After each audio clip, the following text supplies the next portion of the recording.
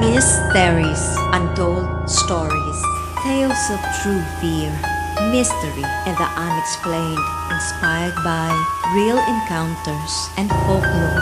Each story reveals the unseen, the unheard, and the unforgettable.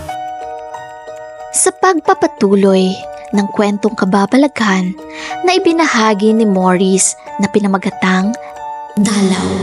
Kung mahilig ka sa mga kwentong creepy at paranormal, pakinggan mo ito hanggang dulo. Baka may mahanap kang koneksyon sa sarili mong karanasan. Follow mo na rin si Mystery para lagi kang updated sa mga bagong kwento ng kababalaghan. Ako ang panganay sa 5 magkakapatid, pero ang sumunod sa akin ay pumanaw nang siya ay nasa 1 taong gulang pa lang dahil sa sakit. Tuwing undas ay hindi nakakalimutang dalawin ng aming nanay ang aming kapatid. Noong maliliit pa kami ay sinasama kaming lahat ng aming nanay sa pagdalaw. Pero nung lumalaki na kami ay isa na lang sa aming magkakapatid ang sinasama niya. Nasa kolehiyo na ako noon at si Janina naman ay nasa high school na. Araw ng undas at tulad ng nakasanayan ay dadalaw ang aking nanay Mercy sa puntod ng aming kapatid. And that year, ang niyaya niyang sumama sa kanya ay si Janina. Maaga silang umalis ng bahay para magtungo sa Pasay Municipal Cemetery kung saan nakalibing ang aking kapatid. Maaga silang umalis para daw makaiwas sa dagsa ng maraming tao at makauwi na bago pa man gumabi. Mahirap kasi kapag madami ng tao, siksikan, at siguradong aabutan ka ng matinding traffic pag uwi. Pagkadating ni Nanay Mercy at Janina sa sementeryo, ay agad silang dumiretso sa lugar kung saan nakalibing ang mga bata at pinuntahan ang puntod ng aming kapatid. Nilinis nila ang puntod nito dahil meron ng mga damong nakapaligid dito. Binunot nila ang mga damo at kiniskis ng brush ang puntod. Pagkatapos nilang maglinis, ay nagsindi sila ng kandila at nag-alay ng dasal, isang tahimik na pag-alala at paggunita. Habang nakaupo at nagmamasid-masid si Janina sa paligid, ay meron siyang napansin na puntod na halos nasa tabi lamang ng puntod ng aming kapatid. Ang puntod ay napapalibutan ng damo at ang lapida ay bahagyang natatakpan ng mga tuyong dahon at lupa. Sa unang tingin ay masasabi mo na ang puntod ay matagal nang hindi dinadalaw dahil sa taas ng damo at dumi na nakapalibot dito. Ma, mukhang wala nang dumadalaw sa puntod na yun, no? Oo nga, mataas na ang mga damo at halos natatabunan na ng tuyong dahon at mga lupa. Linisin natin, Ma. Sige, tara. Linisin natin ang puntod. At nilinis nga nila nang walang pag-aalinlangan. Habang nililinis ito, nabasa ni Janina ang nakasulat sa lapida. Babae ang nakalibing at kapansin-pansin magkapareho sila ng taon ng kapanganakan. Ma, kabatch ko pala to kung nabubuhay pa siya. Oo nga. Tara, ipagdarasal natin siya.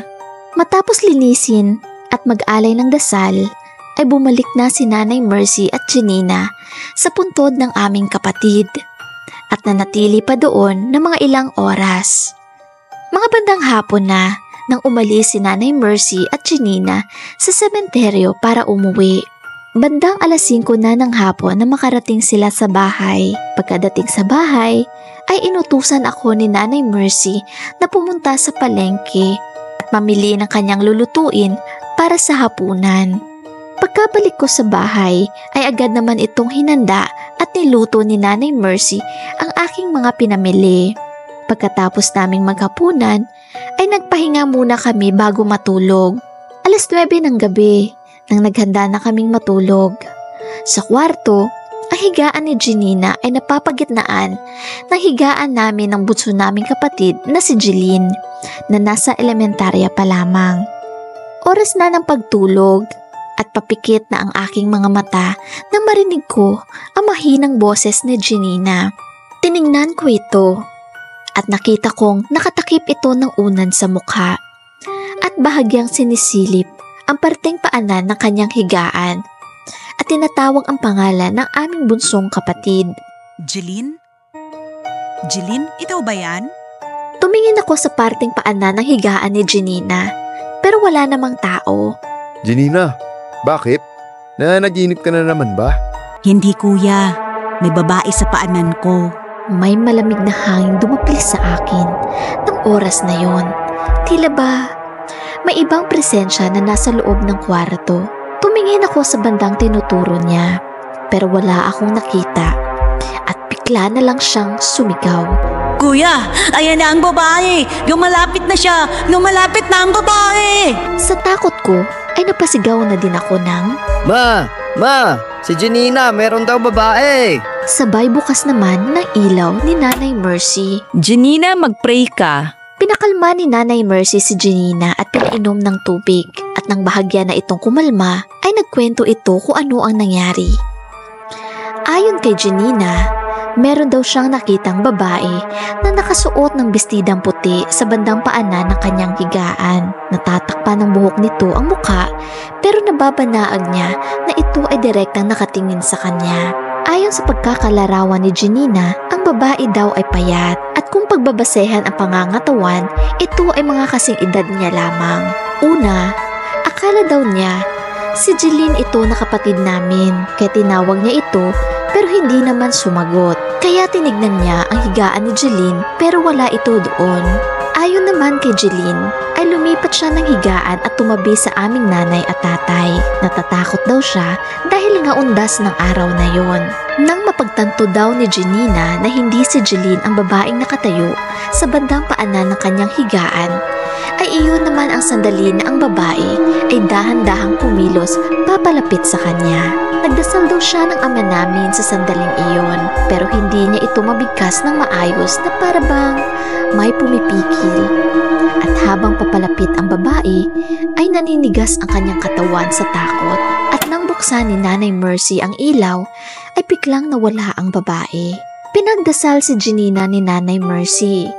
Inalalayan at pinalipat ng higaan bago ito muling pinatulog. Kinaumagahan ay tinanong ko si Janina kung natatandaan niya ang nangyari kagabi at naikwento niya ito ng malinaw at detalyado.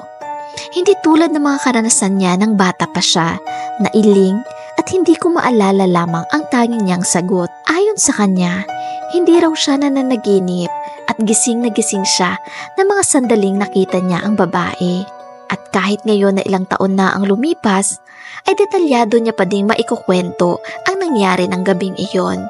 Hanggang ngayon, palaisipan pa rin sa aming pamilya kung sino ang babaeng nakita ni Janina. Marahil, ang multong iyon ay ang kaluluwa ng batang nakalibing sa puntod na nilinis nila. Isang kaluluwang matagal nang naghihintay ng dasal at sa wakas ay nakadama ng pagmamalasakit. Maaaring isa rin itong kaluluwa na may nais iparating. Isang mensaheng hindi na ipahayag noong siya'y nabubuhay pa. Pero anuman ang kanyang dahilan sa pagdalaw kay Janina, isa lang ang malinaw. Ang mga pumanaw nating mahal sa buhay ay kailanman hindi dapat kalimutan. Dahil habang inaalala natin sila, habang dinadalaw at ipinagdarasal, nabibigyan natin sila ng pahinga na ipaparamdam natin sila'y mahal pa rin kahit wala na sa piling natin. Sa pagdalaw sa kanilang puntod, hindi lamang tayo nagbibigay ng bulaklak o kandila, kundi nagbibigay tayo ng alaala, ng koneksyon, ng pagmamahal na umaabot lampas sa buhay at kamatayan. Ikaw, meron ka na rin bang karanasan na sinundan ka ng multo sa inyong tahanan? Ibahagi po sa comment section. Malay mo, habang nakikinig ka ngayon, ay di mo namamalayan na ikaw ay kanyang pinagmamasdan. Thanks for listening. The next story could be yours. Follow us for more.